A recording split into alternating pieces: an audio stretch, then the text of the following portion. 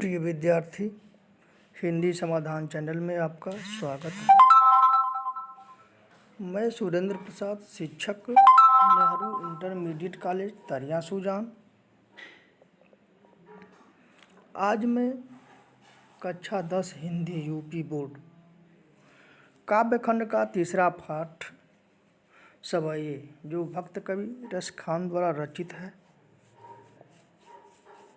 का 5वां और 6वां पद का गायन करूँगा। उसके शब्दों का अर्थ बताऊँगा, प्रसंग पर चर्चा करूँगा, काव्य सौंदर्य बताऊँगा। चलिए सबसे पहले गायन प्रारंभ कर रहे हैं।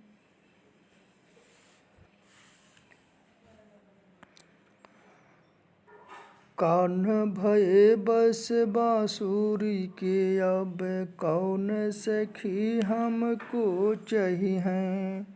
निश दोष रहे संग साथ लगी, यह सौतनितापन क्यों सही है। जिन मोहि लियो मन मोहन को, रस खानी सदा हमको दही हैं। मिलियाओ सबे सखी भाग चले, अब तो ब्रज में बांसुरी रही हैं। एक बार और देख लीजिए। कान भये बस बांसुरी के, अब कौन सखी हमको चही हैं। निश दोष रहे संग साथ लगी, यह सौतनितापन क्यों सही है। जिन मोहि लियो मन मोहन को, रस खानी सदा हमको दही हैं। जिन मोहि लियो मन मोहन को, रस खानी सदा हमको दही हैं।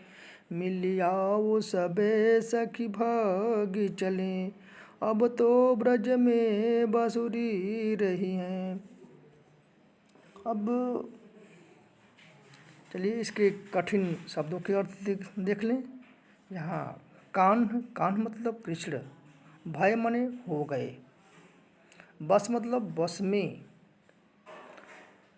बांसुरी मतलब बंसी की, हमको चाहिए मने चाहेगा, निषदोष मने रात दिन, सौतीन मने सौत, एक पति की दो पत्नियां, तापन मतलब जलाएगी, मनमोहन मतलब मन को मोह लेने वाले कृष्ण, दहिया मने जलाएगी,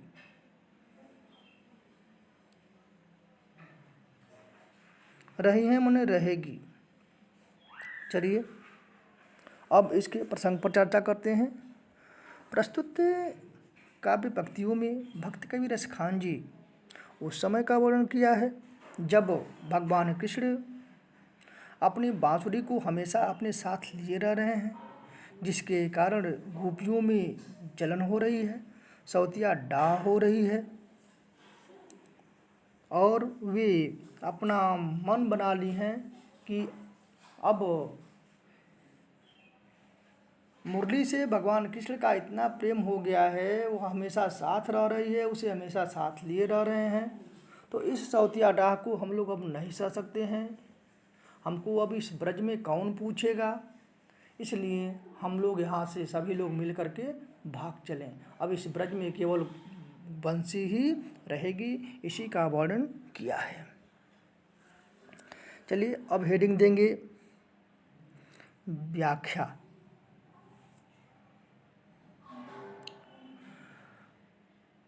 कान भये बस बांसुरी के, एक गोपी दूसरे गोपी से कह रही है कि हे सखी, कृष्ण तो अब केवल बांसुरी के बस में हो गए हैं, बंसी के बस में हो गए हैं।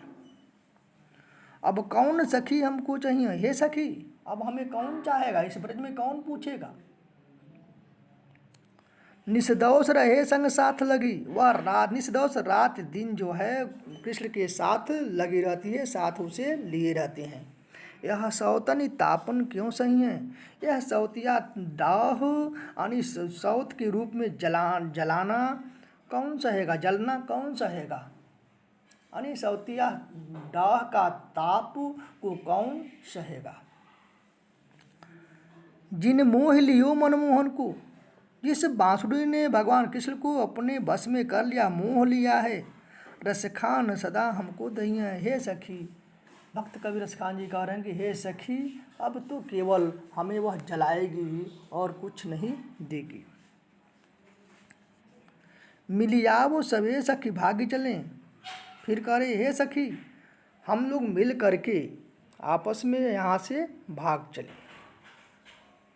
मिल आओ सबे सखी भाग्य चलें, हे सखी हम सब लोग मिल करके यहाँ से भाग चलें। अब तो ब्रज में बांसुरी रही हैं, अब तो ब्रज में केवल बांसुरी ही रहेगी, अब तो केवल ब्रज में बांसुरी ही रहेगी। फिर देख लो एक बार और, कान भये बांसुरी, कान भये बस बांसुरी के, अब कौन सखी हमको चाहिए। प्रस्तुत काव्य पंक्तियों में भक्त कवि रसखान जी कह रहे हैं कि गोपियाँ आपस में एक दूसरे से कह रही हैं कि कान भये बस बांसुरी के, हे सखी कृष्ण तो केवल बांसुरी के बस में हो गए हैं, कौन सखी हमको चाहिए। हे सखी, अब हमें कौन पूछेगा इस ब्रज में, इस ब्रज में अब हमें कौन पूछेगा, अर्थात हमें अब कोई नहीं पूछेगा।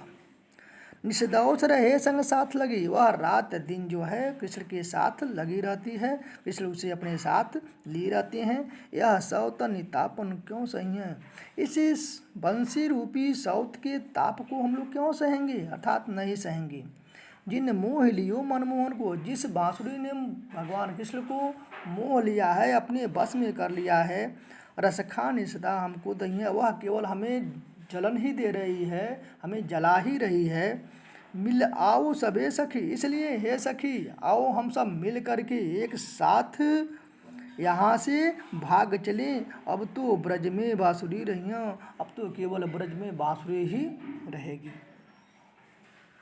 इस प्रकार ये इसकी व्याख्या रही। चलिए हेडिंग दीजिए, काव्य सौंदर्य। काव्य सौंदर्य में इस प्रस्तुत काव्य पंक्तियों में सौतिया डाह का सुंदर प्रयोग वर्णन किया गया है। अलंकार अनुप्रास है, भाषा ब्रज है, छंद सवैया है, श्रृंगार रस है। इस प्रकार ये पांचवें की व्याख्या रही। अब चलिए छठवां देख रहे हैं। छठवां का गायन प्रारंभ कर रहे हैं। मोर पखा सिर ऊपर रखी हो, गुंज की माला गरे पहिरोगी, ओढ़ी पीताम्बर ले लकुटी, बन गोधन ग्वारन संग फिरोगी, भावत वो ही मुहे मेरो रस खाननी, सो तेरे कहे सब स्वांग करूँगी, या मुरली मुरली धर की अधरान धरी अधरान धरोंगे। फिर से एक बार देखिए। मोर पखा सिर ऊपर रखी हो, गुंज की माल गरे पहिरोगी, ओढ़ी पीताम्बर लैला कुटी, बन गोधन ग्वारन संग फिरोगी, भावतु ओहि मेरो रस खानी, सो तेरे कहे सब स्वांग करूँगी, या मुरली मुरली धर की अधरन धरी अधरा न धरोगी। इसकी गायन रहा। आशा है आप भी इसका गायन ऐसे ही करेंगे। चलिए अब इसके कठिन शब्दों के अर्थ देख लें।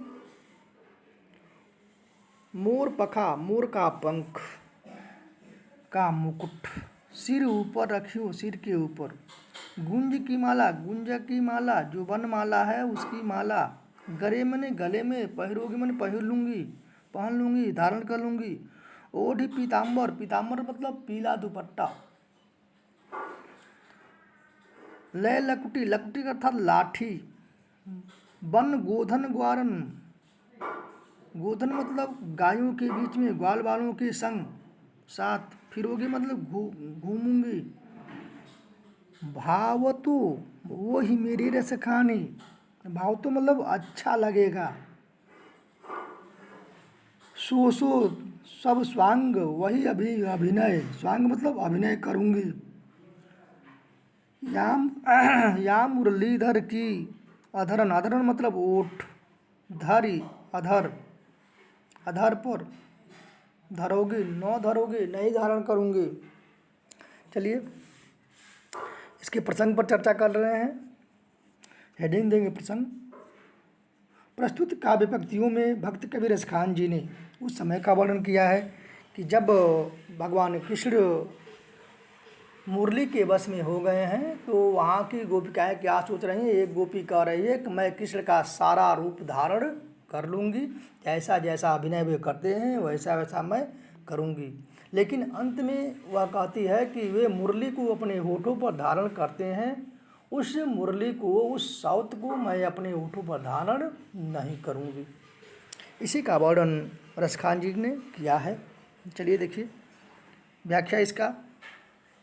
मोर पखा सिर ऊपर राखबो, एक सखी, एक गोपी जो है दूसरी गोपी से कह रही है कि कृष्ण जो जो अभिनय करते हैं वह मैं करने के लिए तैयार हूँ। मोर पखा सिर ऊपर रख, मैं मोर के पंख से बना हुआ मुकुट अपने सिर पर धारण कर लूँगी। गुंज की माल गले पहनूंगी, गुंज की माला जो वनमाला है उसको मैं अपने गले में धारण कर लूँगी। यानी जो जैसा माला भगवान कृष्ण अपने गले में पहनते हैं वैसा मैं धारण कर लूँगी। ओढ़ी पीताम्बर लय लकुटी, मैं पीताम्बर पीला वस्त्र ओढ़ करके, लकुटी लाठी लेकर के वन गोधन ग्वारन संग फिरूंगी। मैं जंगल में, वन में जो है गायों एवं ग्वाल बालों के साथ घूमती रहूँगी।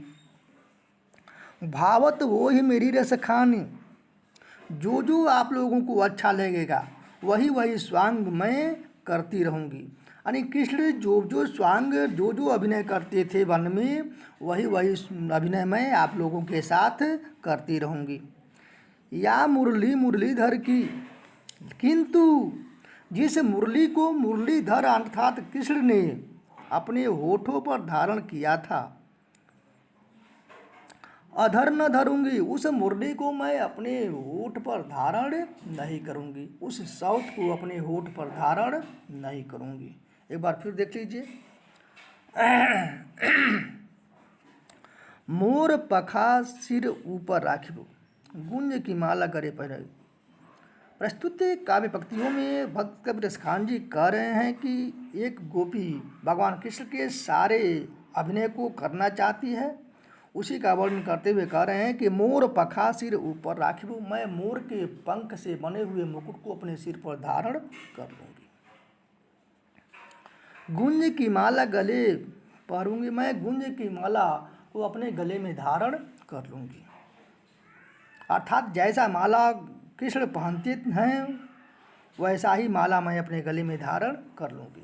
ओढ़ी पीताम्बर लय लकुटी, मैं पीताम्बर ओढ़ करके, पीला वस्त्र ओढ़ करके, लाठी ले करके वन में गायों एवं ग्वाल बालों के साथ घूमती रहूँगी।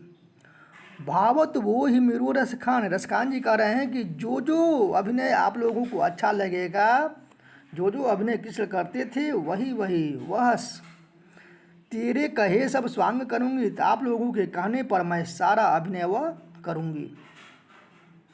या मुरली मुरलीधर की अधरन धरि अधरा न धरूँगी, किंतु जिस मुरली को भगवान कृष्ण अपने होठों पर धारण करते थे, अधरा न धरूँगी, उस मुरली रूपी साउत को अपने होठ पर धारण मैं नहीं करूँगी। ये रही इसकी व्याख्या। चलिए इसका काव्य सौंदर्य देख रहे हैं। भाषा आप हेडिंग देंगे काव्य सौंदर्य। भाषा जो है ब्रज भाषा है, छंद सवैया है, रस श्रृंगार रस है, अलंकार में यमक एवं अनुप्रास का सुंदर प्रयोग हुआ है। शैली मुक्तक है। इस प्रकार आज सवैया समाप्त हो गया। कल का मेरा टॉपिक कवित्त रहेगा। धन्यवाद।